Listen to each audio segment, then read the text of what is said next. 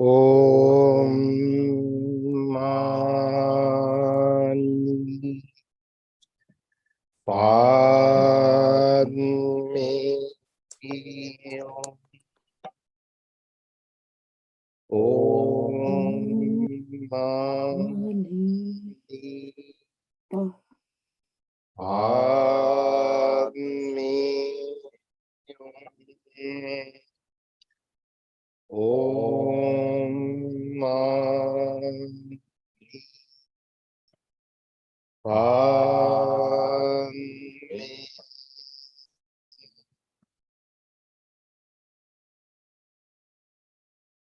Good morning and welcome to the Sunday service.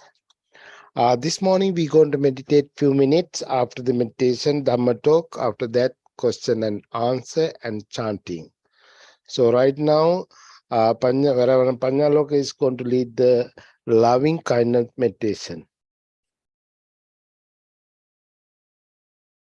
Be seated in a comfortable position. It might be on a chair, on your bed, on the floor, and relax yourself.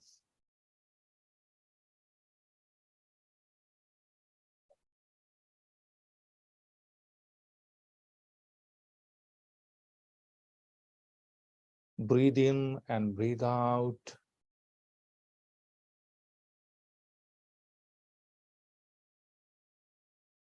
Once you are comfortable, close your eyes.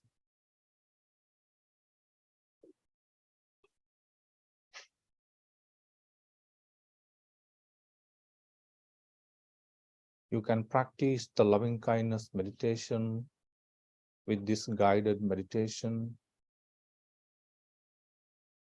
with these guided compassionate thoughts. Relax yourself. Breathe in and breathe out.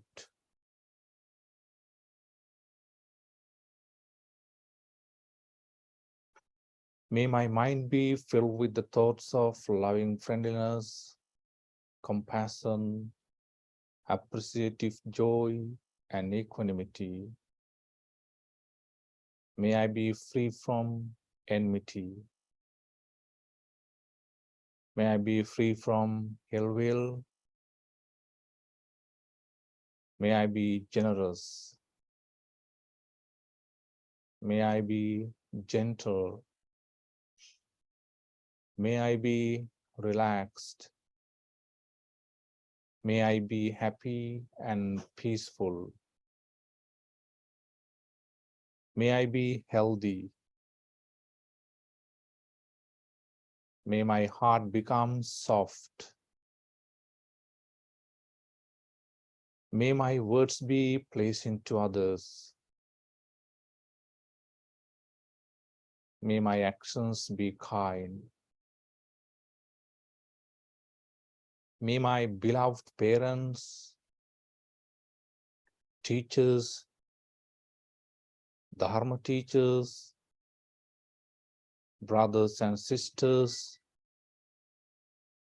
friends, well-wishers, and all those who are indifferent to me be free from enmity, ill will, and grudge. May they all be happy, healthy, and peaceful. May all living beings in the universe be well, happy, and peaceful.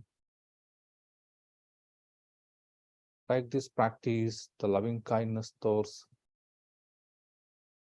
spread the loving kindness thoughts to yourself first, and then to the others. Once you hear the bell, you can stop metta meditation just for now.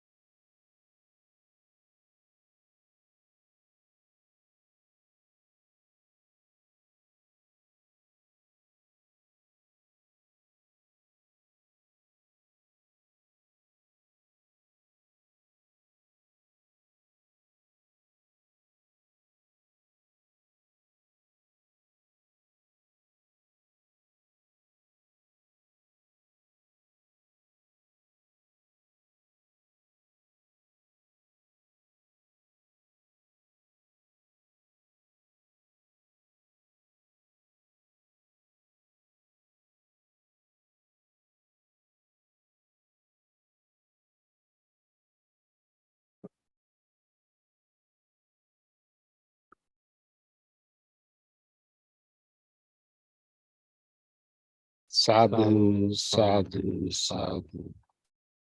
Thank you, Venerable Panyaloka, leading the loving kindness meditation. Right now, time for the Dhamma talk. Today, our speaker, Reverend Kusala, is going to start his talk right now.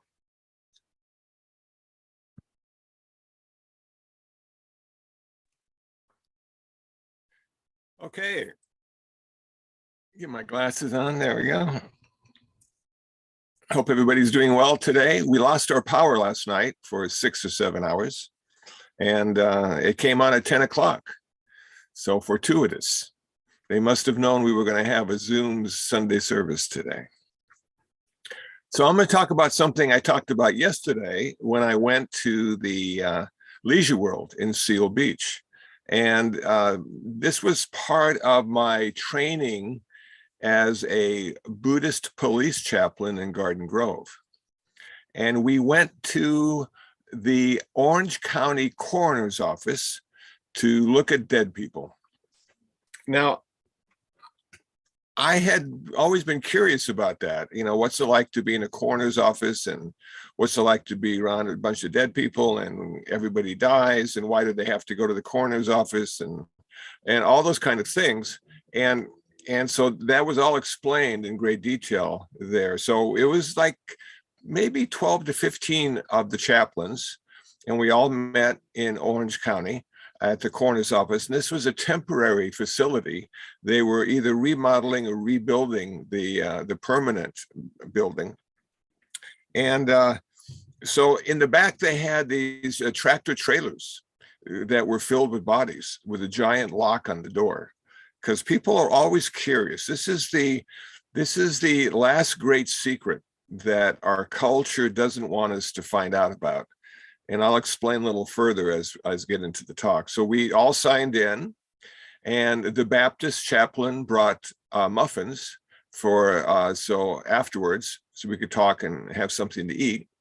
And then we went into the back room. And the back room has this giant window, and with a big curtain pulled across it so you can't see in. And then one of the coroner's assistants pulled back the curtain, and we got to look at our first dead person. Now, it was odd to say the least, because when you die and you do an autopsy, they drain you of all your fluids. So you look like a deflated doll. It doesn't look real at all, which thankfully is probably a good part of it. So we had this little doll-like woman lying on this aluminum table. And I happened to notice that she had just polished her fingernails in a bright color. And I thought to myself, I wonder how she died. And so I asked the coroner, how did this person die? And he said, drug overdose. So it was interesting to me that she had polished fingernails, getting ready to go out to the party and have a good time. And she ended up dying. And now we have a bunch of police chaplains looking at her body. And I thought, that's just like how life works, because none of us know when that final day will appear. And her chest cavity was open, and there was this bright yellow, just the brightest yellow. And I just looked at it. I couldn't figure out what the heck that was.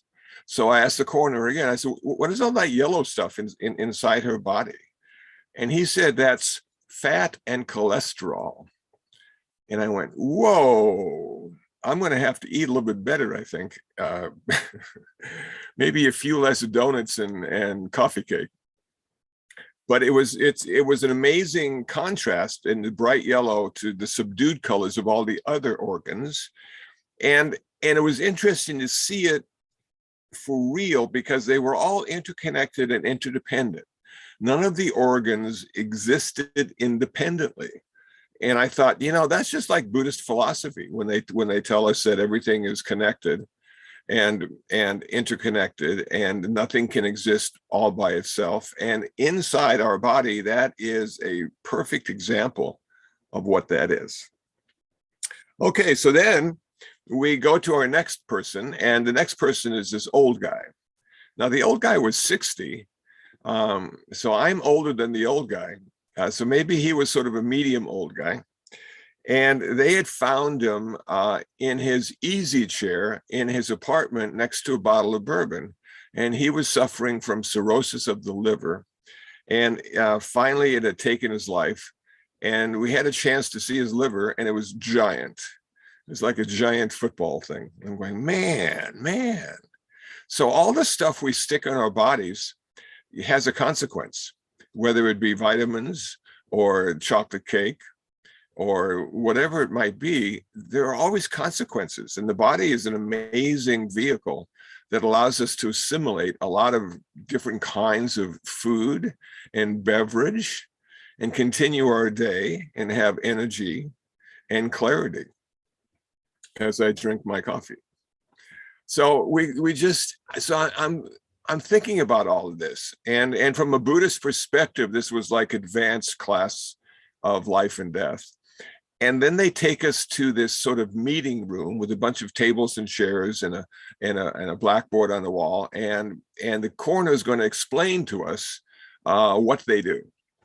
And so the first thing they do is they get a call and someone died.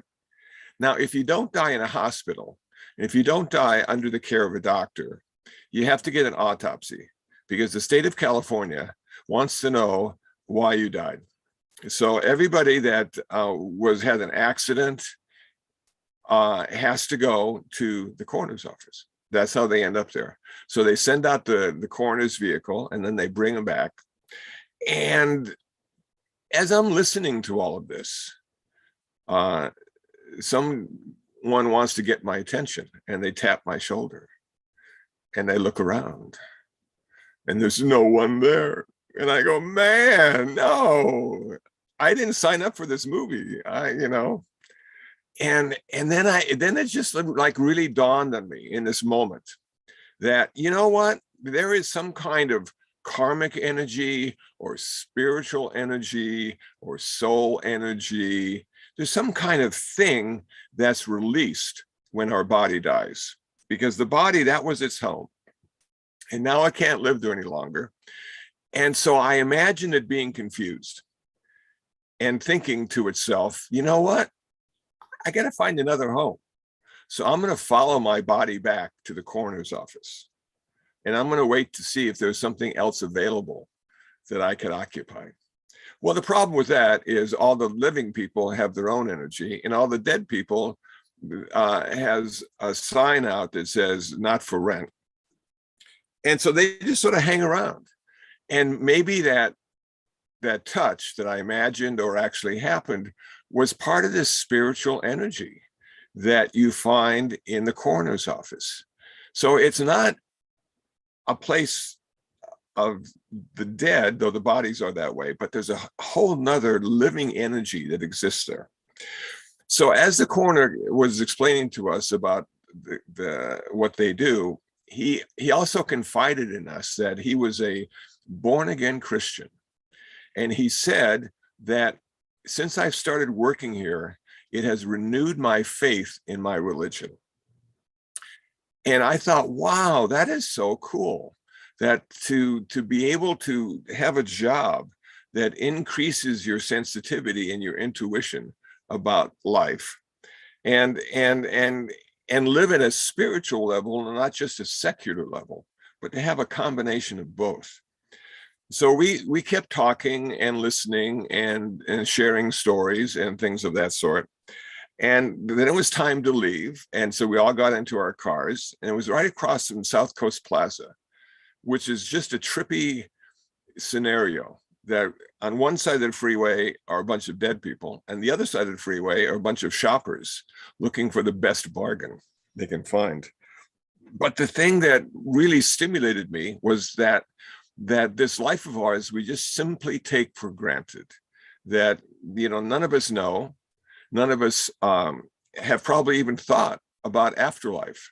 as being an option during life. And so I thought to myself as a Buddhist, can we practice dying? Is there a practice we could do that would prepare us for that ultimate transition into the next lifetime or the next heaven realm or whatever one wants to think?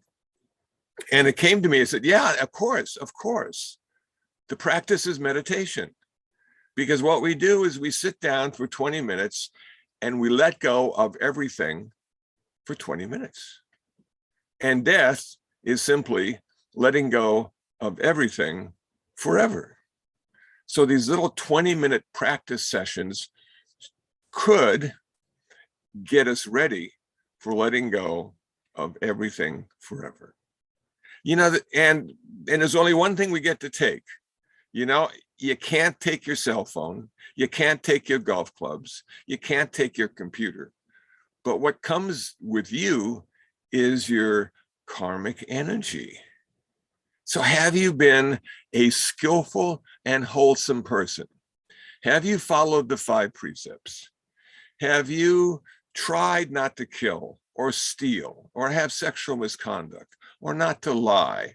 Have you tried not consuming intoxicants like the old guy with the big liver who ended up dead in his easy chair?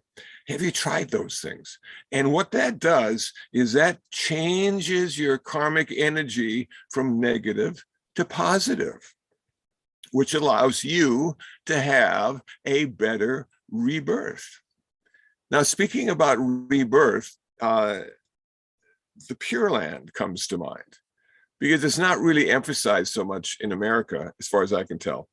We're sort of like meditators, and we sit and meditate and suffer with bad knees and a sore back. But it's like, that afterlife transition, would the Pure Land be the best option? And so someone once said that Amitabha Buddha and his Pure Land, to achieve that residency, you only need to say Amitabha Buddha 3 times with faith, vow, and devotion. Now, it might take a whole lifetime to get to the place of faith, vow, and devotion. And then it said that Amitabha personally will come down and escort you up to his heaven realm. And in his heaven realm, everything speaks the Dharma. The trees speak the Dharma, the rabbits speak the Dharma, the cats speak the Dharma, the babbling brook speaks the Dharma, and you're guaranteed to achieve nirvana. You're guaranteed to achieve nirvana. All the other realms of existence in Buddhism, whether they be heaven, human, or hell realms, are always temporary. Sometimes a really long temporary, but always temporary. So here we are, and we've decided to go to the Pure Land, and now we're learning the Dharma, and we achieve nirvana. And what is so cool about nirvana is that you never have to be reborn again.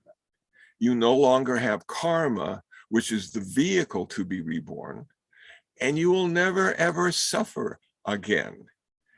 And you'll be there forever because it has no beginning and no end. And if there's no beginning, it can't have an end. Everything in our life on earth had a beginning, had a first cause. Buddhism says, well, hold on, don't go too fast. There is no first cause, according to Buddhism. There is simply a recycling, a remanifesting of everything. It just keeps existing and passing away, existing and passing away. But there was no first cause. So we don't even have to go there. Aren't we lucky not to have to debate? Was it God? Was it the Big Bang Theory? Was it something else we haven't discovered yet? What was the first cause? And then what existed before the first cause? Was it just nothing? And did nothing start from nothing, or did nothing start from something? Now that's something. So here we are, and we're reflecting on afterlife. Now, that makes every day we exist even better. Because now we don't take this life for granted any longer. That we know as we get older, we are more likely to die. But that's not necessarily the case, because a lot of young and middle-aged people die as well. Everybody dies. Everybody dies. Right now we got 8 billion people roaming this earth of ours. And we're expecting to have 9 billion before you know it. And they all have to die. And they all have to go somewhere. And if you want to be more conscious about how death affects the earth, I would recommend human composting. Because in 2027, Governor Newsom says it will be legal in California to be composted and turned into dirt. And then you can take that dirt and you could take it home and put it in your backyard. Well, you couldn't, but maybe somebody could.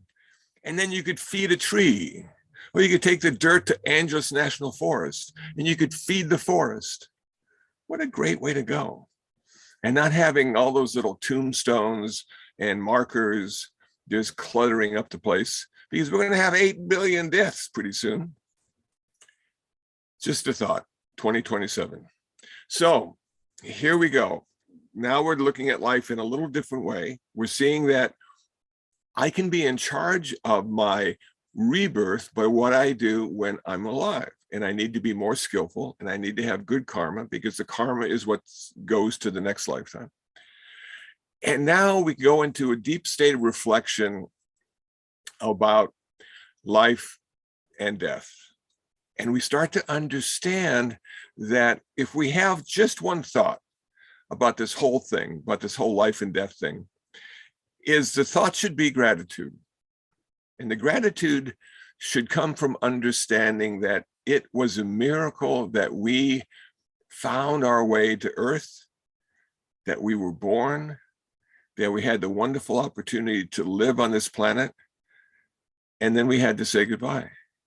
But in saying goodbye, we could have the mind state of gratitude, to be grateful for that opportunity. Okay, having said all that and made everyone depressed, I would like to know if anybody has comments or ideas about dying well. And yes, Richard. Good morning. Thanks for coming on and talking to us. It's funny you should mention the coroner, because my daughter is a coroner for the LA County. And we took a couple tours there and we saw lots of bodies there. And you're right, there's no life there. It's just a vehicle. And wasn't scary. I didn't have any taps on my shoulder, but it was, yeah. And it's funny, I've been to a few estate sales. This is where people have passed on and all their stuff in their house is still there, and people come in and buy their stuff that they left. And you look around your house and you think, well, I could have an estate sale when I die too, and people, strangers, going to come in and take your stuff. We only have it for a short time. We're like borrowing it for a while. Yep. So now every time I buy something, I go, oh, I wonder who's going to have this after I pass away. Will my kids want it? Yeah, probably not. So it makes you less likely to get something, because, well, what am I going to do this for? Why do I want to acquire things? As you're right, you work on we work on what we can take with us. That's the most important, right? That's right. Yeah, I think that is the most important. And having possessions, well, that's certainly not the way to go. So good talk, and makes you think about the permanence of everything, yes? Our bodies, our things, everything. Everything. Yeah. Yeah, we're just part of the process. Yeah. And the process keeps rolling right along. All right. Yeah, I'm looking forward to what comes after, but I'm not in a hurry yet. There you go. Good. There's still work to do on this earthly plane. Definitely. From what I hear, I guess we can make more improvement here than on the other side. I don't know if that's true, but I don't know. And I don't know much about Pure Land, so that was kind of interesting, about that. But it'd be kind of fun to come back and do this all over again in a different body, I guess. I don't know. Maybe being in Nirvana all the time would be kind of boring. I don't know. Would it? I don't know, but at least you wouldn't have to suffer. That's true. No suffering. Well, Yeah. I don't suffer here much anymore. So Good. but the body tries to make me suffer, but Yeah. The older I get, the body tries to make me suffer too. right. And I go, Thankfully, we have ibuprofen and meditation, and so. Right. Well, thank you for your talk. Thank you, Richard. Anybody else? Yes, Tik Nu Tumza. I can't hear you. Hi, can you hear me now? I can hear you now. Okay, sorry, it was still on That's mute. okay. You can call me Mira. I mean, it's Thich Nhat Hanh is the name, and I'm not even pronouncing it correctly. It's supposed to be Tamza, that Reverend Karuna gave me at my last ordination. So I put it down in honor of her. And I think about her whenever I put on my robes and I have photos of her here. So thank you so much for the talk. And thank you, Richard, for your comments. And now I'm trying to think. I remember when Reverend Karuna, I think she gave a talk about Pure Land, or another monk was there giving a talk about Pure Land. And afterwards, she always encouraged questions, which I loved about her. But at the same time, and I also loved this about her, she would snap at a point, like she didn't want to answer anymore because she just, for whatever reason, she wanted to go home, she wanted to eat, it wasn't, and like some physical reason or something, it was really that she was just like, okay. So I started asking about Pure Land. And I said, okay, so exactly where is it? Is it in our minds? Is it in like a physical location? Like our spirits going there or whatever? And I even asked her, I said, do we physically manifest there again? Are we walking around in the Pure Land? Like, what do you need trees for? And what do you need streams for if there's no, as you mentioned, if we're not even physically there? I mean, we might as well be in air. But anyway, she turned around and she had answered a number of questions. And then she turned around, I've never forgotten this, and like snapped at me. She said, the Pure Land is here now. Everything you look at, every lamp, every chair, every cloud, every ocean wave, you can become enlightened in those moments. And in Zen, we have like instant enlightenment where people see a stone thrown on a lake and the ripples, and the next thing they are validly enlightened. So it was fascinating because when she said that, I was kind of shocked. I didn't become enlightened, I don't think, at that moment, but I was, like shocked into a realization about the fact that, like you were saying, we take our lives for granted, that I was taking everything for granted. The trees were there and I just figured the trees would be there the next day. It's like, except living in an earthquake zone, it's like a constant reminder that the trees might not be there the next day. That every moment really does count, because in the next moment, after we sign off, we could have a huge earthquake, and that would be that. So, so anyway, that was a fascinating realization, what she said. And the other thing is, I have to get my head around it a little bit more, but I think you're right, because, or I should say, I agree with you, because we go into the ground anyway. I mean, some of us get cremated, but the vast majority of people are buried. So the only difference here is that you're not buried in something artificial and impenetrable by nature. that just takes up. So we're taking up space here. Now you're going to take up space there. Mhm. You know what I mean? Like, Yeah. and so, that's really the only difference, is just being buried naked, theoretically, or in something that disintegrates. Cotton, disintegrates over time. Not even in cotton, just dirt. You turned into dirt. They have these giant cylinders that they put your body in, and then they add things so it can decompose. And then after 3 months, they open up the cylinder, and all they find is a bunch of dirt. No bones, Right. nothing. Fascinating. But let me coattail off you and say, IBMC every year does the Ulambana ceremony. Right. And the Ulambana ceremony, if you don't know what that is a Mahayana ceremony to call the spirits, to call the karmic energy to the center. And oftentimes we'll put bamboo out by the front door, and the wind will go through it and rustle the bamboo. And then we have these big wooden clackers that we hit and make a lot of noise. And that's to get the attention of all the spirits who haven't been reborn yet. And then we give them a Dharma talk, and we tell them how to get reborn.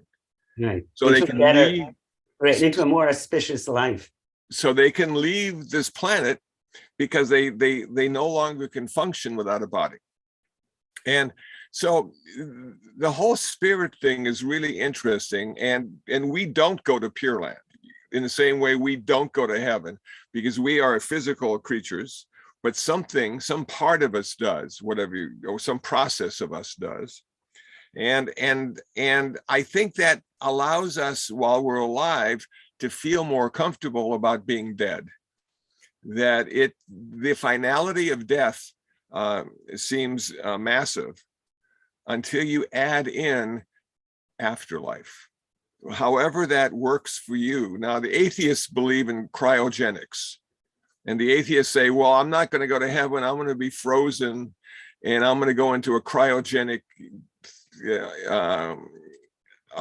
facility, and then when they find a cure, I'm going to come out alive, and I'll be right there. And so that's our afterlife, the atheists might say. But then the problem with that is you still have to die. You've just postponed it a few years, and now you've got to die. And so it's a fascinating topic. Buddhism goes into great detail about life and death, and that's the best subject you could reflect on if you want to acquire some wisdom into the true nature of what this life means to us. And that's why I say gratitude, having that mindset of gratitude that we actually were able to be born, to have a life, to have a mind that could think, to have past and future, to have all the things that humans have that no other animal has on this planet. And then if we're lucky enough with our practice and our understanding, to say goodbye in a skillful, wholesome way, and not be attached and clinging and fighting for that last breath, but simply to ease into it, if you will, and you've heard of people dying in their sleep, and they have like a little smile on their face, and and you go, wow, what a great death that was. I bet they had a good life too. And I have to just briefly say about my mother. My mother never liked her mother. Yeah, always, they always had conflict, and she never wanted to look like her mother. And when my mother passed away, we took a picture of her, and the picture of her was exactly what her mother looked like. So in her last moments of life, she became her mother, even though she really hated the idea. So who are we going to become? Are we going to become the Buddhist, the meditator? Are we going to become the spiritual person, or the secular person, the wise person? What are we going to become? And so this is our opportunity now to work on what we're going to become before we have to say goodbye. Anyway, Ira, how about you? Oh, yes, Jeannie. Oh, Jeannie. I think about death a lot. And I'm really not afraid of death, but it's the dying part that I don't like, pain. And I do have a lot of pain because I have autoimmune disease, and I used to be a dancer and use my body a lot. And then all of a sudden I can't use it. Well, not all of a sudden, now I'm 75. It took a long time, but I have implants and I can't do what I used to. But so when people talk about death, it doesn't bother me because it is an end. And I've been trying for a long time to live a good life. So that part doesn't bother me. It's this pains that I get daily lately that I work hard with. And also, when I think about suffering, and then you were talking about Pure Land, and it did sound like something I really wouldn't want to live in, because lately, because of, you know, a little bit of what I've been going through, the stuff, and they wanted to put me on some kind of antidepressant pills, and I really thought about it, and I even tried it for 2 days, but then I came to the conclusion that I like the darkness or the so-called suffering, because it makes me examine things, observe things, and it really makes me grow. So I don't mind this thing called suffering. It's just a part of life for me. I don't enjoy these pains that are coming up, but they kind of come and go with the sun, because my body is affected by cold and stuff like that. So that's what I was thinking. And gratitude, it seems to be like a very trendy word right now, because every book I read on meditation or journaling, they always say, write 3 things of gratitude today, write 10 things of gratitude. So it's really important. And at first I used to go, oh God, do I have to hear this again? But it is something that does wake you up, and I like it. And another thing, I think animals are grateful. I really do. I don't think as human beings we're the only ones that feel grateful. I really think my dogs, and I think your cats, are very grateful for us. Yeah. Could be. And I want to say, when you said about the end, for a Buddhist, it's a new beginning, literally, in this rebirth thing. So we never get to the end. We always get to the next one, and the next one, until we finally achieve nirvana. I posted a cartoon a couple, maybe a week or so ago, on my Facebook page of these 2 monks sitting next to each other. And one monk looks at the other and says, you know, now that I'm enlightened, I sort of miss the suffering. Yeah, I saw that. And so you've got a good attitude about suffering, Jeannie, that if you can't get rid of it, maybe we can embrace it. Maybe we can reduce it through our Buddhist practice. It might not go away, but it might be manageable. And staying away from those psychoactive drugs, the drugs, antidepressants and things. I'm no doctor, but it seems to me that there are many other ways to deal with that than simply take a pill. No, I only took it for 2 days. 2 days. Okay, yeah. And so you got yoga, and I know you like to do dance, and you're an artist, and you have a variety of skills and practices that you do, which probably reduces some of the suffering or takes your mind off it for a while and allows you to, yeah, so that's good. Yeah. Thanks, Jeannie. Hopefully we live a long time. Yeah, I think so. Yeah, exactly. Because we got stuff to do. I found out today that Shin Yun died, and Shin Yun was the founder of Shilai Temple. He had an international organization, and he passed away today, and he was 97. So he had a full life, and did a lot of good work and changed a lot of people's minds, allowing them to have a practice and to enjoy life a little bit more and to reduce their suffering. So we should all be so lucky to live that long and to have so many good things that were part of us. Anyway, I wanted to mention that for anybody. Yeah. Okay.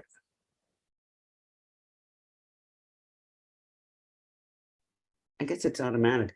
I've been doing animal welfare journalism for, I don't know what it is, 30 years now. And I've rescued thousands of animals and gotten them into good zoos. There is no such thing really as a good zoo, but it's better than the shape they were in, and the care they get and the food they get is perfect for them. And anyway, and now they have natural habitats. Anyway, or into good homes over all these years. And I can tell you that, and mostly it's been birds, parrots, but it's also been wolves, an Arctic wolf that was living in Miami and dying of the heat. I mean, who would buy an Arctic wolf if you live in Miami? Anyway, what I've discovered, and much to my surprise at first, is that animals, even if I restrict it to mammals, or well, birds especially, so I guess you can't even restrict it, are not just as sensitive as we are, not just grateful, they're experiencing the emotions we have on a much more sophisticated level. They're, their minds, I mean, what I got when I wrote about parrots, I said, the problem with having parrots is that it's hard to live with someone who's smarter than you, because I just thought, oh, I've got a bird, bird brains, and they're not so. And what I came to find, I mean, it's like the parrot, not only did I teach him to talk, but then he started talking back to me. Like if he didn't like something, he'd say no. I'd get a little bite, he'd walk away. If he wanted something, he would say, I want juice. I want this. I mean, it was just unbelievable. And I thought, am I hallucinating? And I wasn't, because parrots have the intelligence of a 5-year-old child. It's actually 5 to 7 years old. They just have the emotional, they're like 2-year-olds when it comes to their emotional, so they want things now, as opposed to waiting. Thank you for anyway, sharing. I've just been really impressed by the fact that, and now scientists are agreeing with all this. Good. Yeah, Well. exactly. Thank you. Ira, I saw your hand come up. How are the cats doing? I will show you. Hopefully, I will be able to show how they're doing. They're doing great. They're sleeping right now somewhere. Okay. Well, thank you very much for your talk, and not about talk, but about depression. Somehow it came out from Jeannie. I read a book long time ago, and the title of the book was "Welcome Your Depression," and the person was, when she was describing depression, and she was a psychologist, right? She said that at some point in her life, she saw depression as trees in New York, where all leaves fall down. And in order to new life, new understanding, new structure of who you are to come out, you need to drop those leaves, and you need to be dormant for several months, right? Before it happens. And she says, when I see depression, from her opinion, it's basically the situation where you close yourself up inside yourself and let your new structure of thinking, of understanding of life, of something to come out, and not to be disturbed from outside, because it could kill it, in the beginning, because you live with the same people who think the same thoughts, right?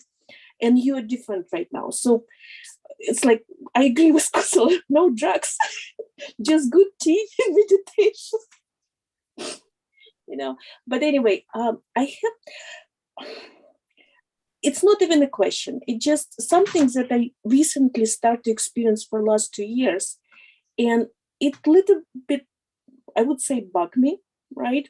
It makes me feel very uncomfortable. And I think it's related to death, right? I lost several members of my family. Like I lost my parents 6 years ago. I lost my brother 2 years ago. And basically, I have only one member of family left. What I start to feel after that, it's I stop seeing the difference between, for example, I like to travel, right? I love to travel. And for me, Rome is very different from New York, right? Energy is different, life is different. I'm kind of trying to connect to it. I'm not trying. Before, I never had problem with connecting to something else that is not like me, or something that I never lived in before. And right now, when I see Seattle or Boston or New York, they're kind of the same to me as Los Angeles. It's like a bunch of buildings, a bunch of people with problems, right? It's kind of like I don't feel, it's like something, like some of me is dead, right? Ability of connecting to this is dead, and it's really, it doesn't make me happy, So it's a weird thing. Is it connected to death, or it just changing my life? Or maybe like everybody at a certain age start to experience that. I don't know if somebody can share. Yeah, somebody once said in Buddhism, use death as your co-pilot. Have it resting right on your shoulder all the time. And then it reminds you about how special your life is. And there's also another thing, I think it's the Mexican tradition, where they say a person isn't really dead until no one speaks their name anymore. So during our Ulambana celebration, we oftentimes will recite names of people that have passed away that are on a memorial altar, or people have asked us to recite names of people that have passed away in a way to keep them alive, continue remembering them. Once they're forgotten, it's like they never were here anyway. So there's a couple things we can do with our relatives that have passed away. Oftentimes in some Buddhist houses, they have their own memorial altar of their ancestors, and they'll recognize them on occasion. And it's a way, I think, of staying connected to, how we got here. None of us got here just because we had parents. We got here because we had grandparents and great-grandparents and 1,000 ancestors before that allowed us to be here today. So recognizing that too helps us stay connected to our family in a very special way. Death can be cruel, but death is not unexpected. And every time someone dies, it's almost like 2 people are born, which got us to 8 billion people. So we still have more people being born than are dying, which is problematic if you only live on one planet. But we'll see. So again, all that is designed, I think, intellectually, psychologically, and spiritually to allow us to look at our life in the present moment, and if not happy, to be amazed of what we have. We have breath, and we have feelings, and we have emotions, and we have intellect, and we have all those things that come with this very special human birth. And so not to take it for granted, I think, is basically the bottom line of this talk. And then not taking it for granted allows us to have gratitude for the fact that we showed up. And Richard Weber asked if when Leisure World met, it's the first Saturday of every month. We meet in Leisure World, the Buddha Circle. And it's a small group, but a good group. And it's a peer group, which is really a lot of fun because we all have a lot in common. We're all old and we all been around the block a couple times. And so we have a lot of stories that we can share. So I just wanted to tell you, Richard, it's the first Saturday of the month. I saw you type that memo. So we're at the end of my time, and I thank everybody for showing up. And Jeannie, good to see you again. And until next time, hey, John, How you doing, man? Good, man. How you doing? Good to see you. Good to see you. It looks like you're in bed relaxing. Yes, yeah, indeed. That's the best way to listen to Dharma, man. Good to see you. You too. Take care. Thank you. Bye, Hannah. Good to see you today. Okay, I'm See you, gonna Reverend Kusala. Thank you. turn it over to the Zendo. Thank you.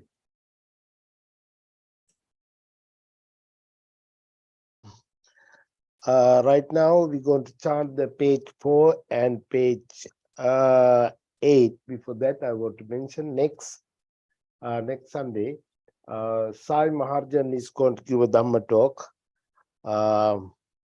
So right now, we're going to chant the page 4 and page 10. Again? Yes. Namo tassa bhagavato arahato samma sambuddhassa. Namo tassa bhagavato arahato samma sambuddhassa. Namo tassa bhagavato arahato samma sambuddhassa. Buddham saranam gacchami. Dhammam saranam gacchami. Sangham saranam gacchami. Sentient beings are numberless. I vow to save them all. Eluding passions are inexhaustible. I vow to end them all. Dharma gates are limitless. I vow to study them all. Buddha's ways is supreme. I vow to attain it. May suffering ones be suffering free, and the fear-struck fearless be. May the grieving shed all grief, and the sick find help relief. When the someone woke up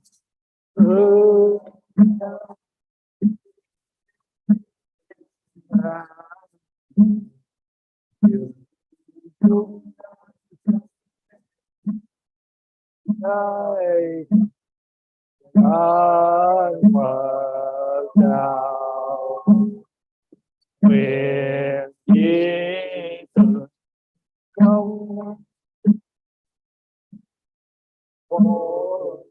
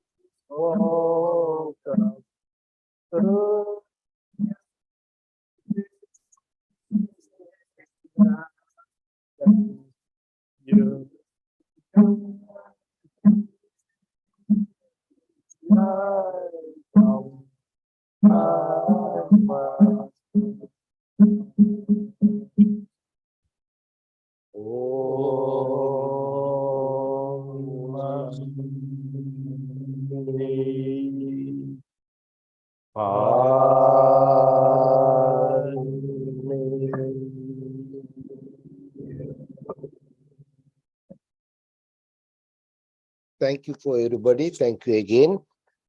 Next week, as I mentioned earlier, Sai Marjan is going to give a Dhamma talk, and the temple is open for everybody, so you can come every Sunday. Thanks again for the last Sunday. We have a good ceremony, good dana about the Lunar New Year. So thanks for everybody coming and joined and providing food and everything. So I think that's the only announcement right now, and I think we have tea and cookies. By the power of the Buddha, Dhamma, and the Sangha, and by the power of all the Bodhisattvas, you all be well and happy. Sadhu, sadhu, sadhu.